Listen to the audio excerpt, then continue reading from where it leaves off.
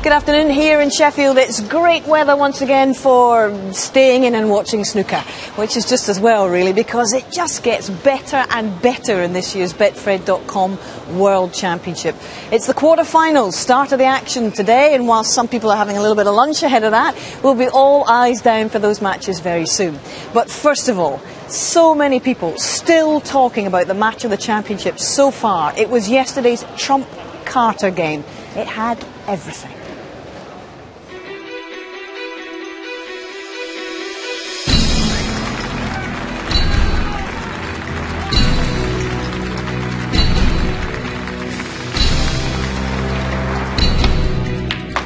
This had it all. It went the distance. It was a young player against a battler.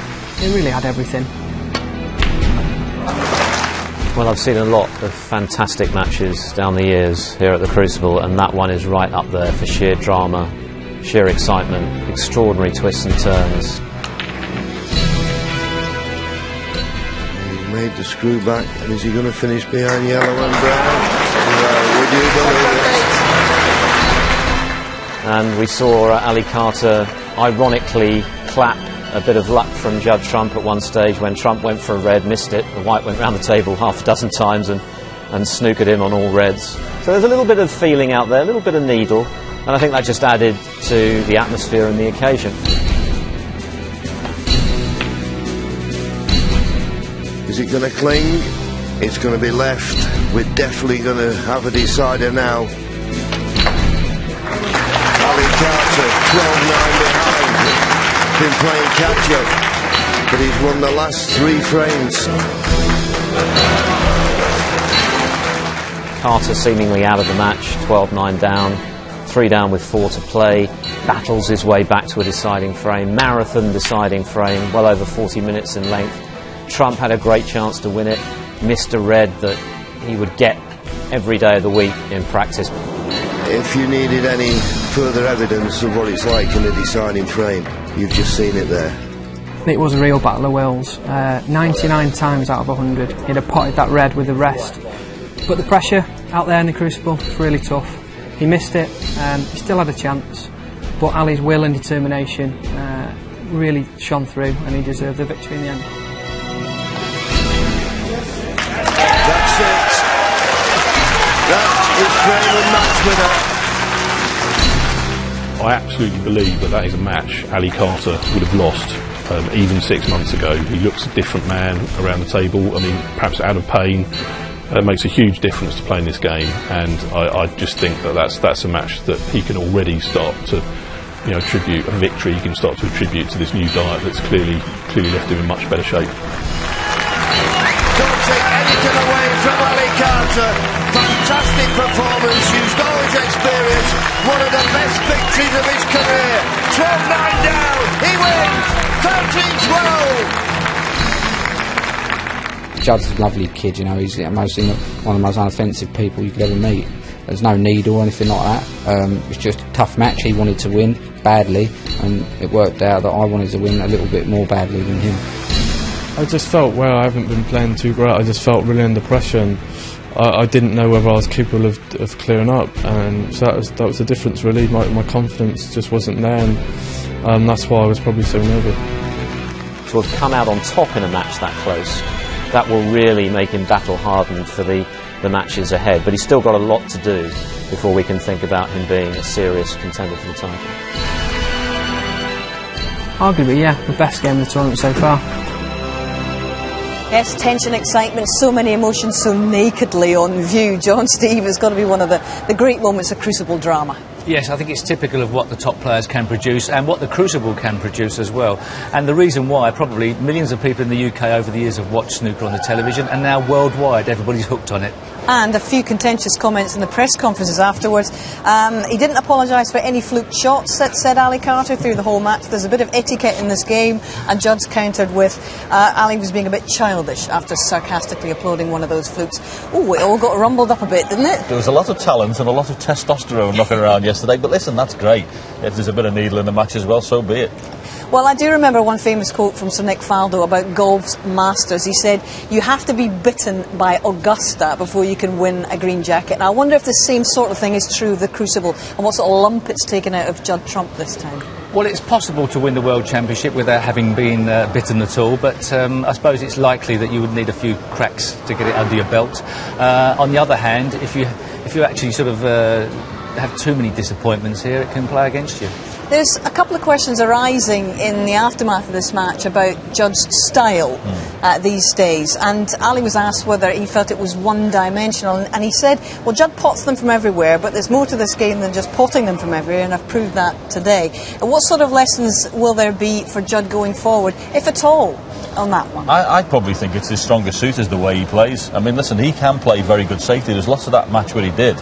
Sometimes he doesn't choose to. There's a couple of simple shots he could have played containing safeties to get out of trouble, but he smacked balls in down the cushion.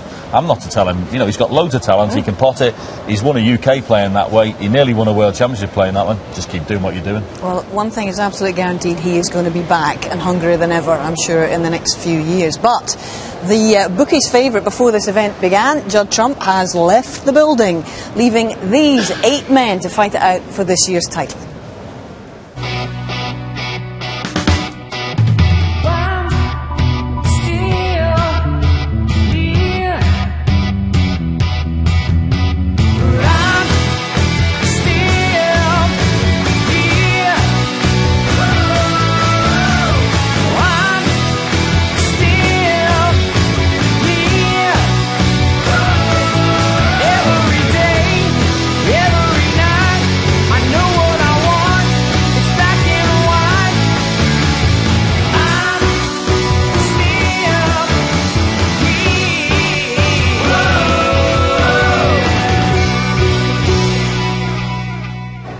So we've got 3 qualifiers still left in the championship, and in all we've got 3 Welshmen, 2 Scots, an Aussie and 2 Essex boys. It's all very interesting, Steve. Yes, it is, and obviously, you know, Ronnie O'Sullivan and Neil Robertson are pretty short priced, but they'd probably be shorter if they weren't playing each other in this next round. For me, my dark horse pick might be Matthew Stevens. He's been there and he's got the talent and the bundles of it. You know, actually it's an interesting point, Steve, because 5 of the 8 have all been in a Crucible final. We've got 3 former winners and 2 runners-up, Matthew Stevens and Ali Carter. But you talked about the bookmakers. John, just assess the odds that have been given before the start of play this morning. Yeah, Ronnie O'Sullivan's your 15-08 favourite. It's Neil Robertson second in at 3-1, and then it's Maguire at 4, 13-2 Ali Carter. It's been glaring in the draw, really. We all looked at it, we thought if Ronnie O'Sullivan plays well, he's going to face Neil Robertson in a quarter-final, and that's basically made the bottom half like a minefield. The punters couldn't really get stuck in because they knew they were going to meet each other, and they're looking now thinking that whoever wins that is definitely going to be a very strong favourite to win this year's championship. OK, well, so many things to talk about this afternoon, and indeed let's just show you what's on our afternoon menu between now and 6 o'clock on quarter-finals day. Play's been underway since 10 this morning, and we'll reflect on the all-Scottish derby between Stephen Hendry and the man who idolised him as a kid, Stephen Maguire. And the all-Welsh match-up had an early start too. Matthew Stevens back in the quarters after a 5-year absence, taking on his great friend on the circuit, Ryan Day, who took some time out in the build-up to pop round to Sheffield Children's Hospital to raise a few smiles there. And in fact, there's a 3rd Welshman still standing this year. What an amazing run world number 36 Jamie Jones is having his first Crucible campaign. We'll watch him today. And we'll meet another debutante, Chinese referee Zhou Jing. She's made quite an impression already, calling Hendry's 1-4-7 in her very first match, and she'll be marking Jones's game against Ali Carter. The captain's soaraway success here will surely force him to abort plans for early retirement. And we'll be going live to the top match in the quarters as Aussie Neil Robertson, the most successful overseas player ever, prepares to slug it out against the most spellbinding player ever in the game's history, Ronnie O'Sullivan. The Rockets still on track for a 4th world title for now. Mind you, Stephen Hendry's still on track for an 8th Crucible crown. It's amazing to think that the 43-year-old deliberated long and hard about putting away his cue for good this time last year, and yet here he is in a 19th quarter-final at the World Championships with absolutely no intentions of being evicted from his second home, the Crucible, just yet.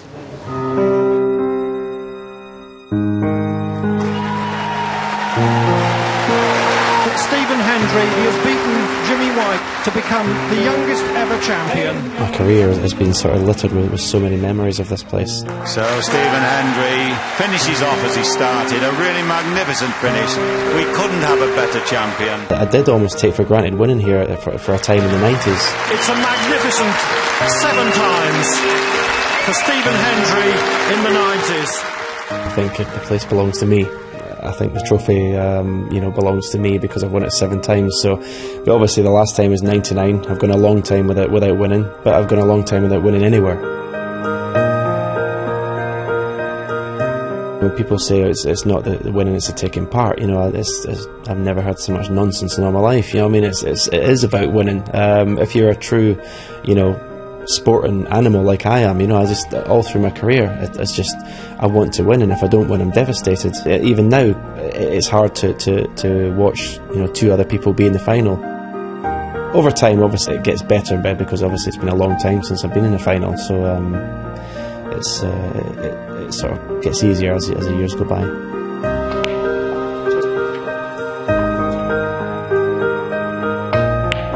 This year's been different in the fact that I've just been, sort of one of the others.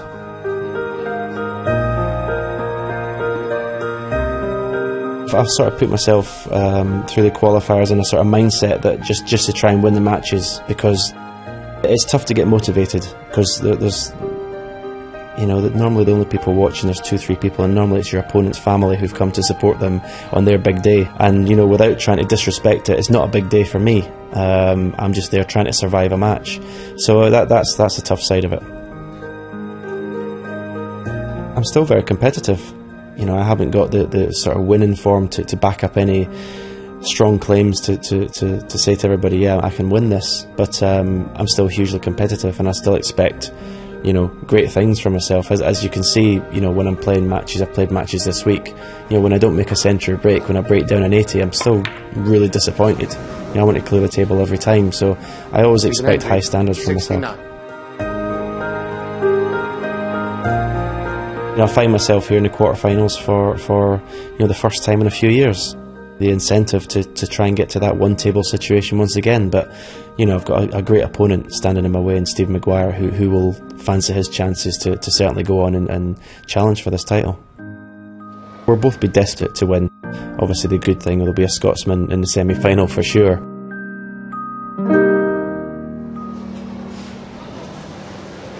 Ah yes, but which one? A pretty emphatic record in the head-to-head standings in favour of Hendry's opponent, former UK champion.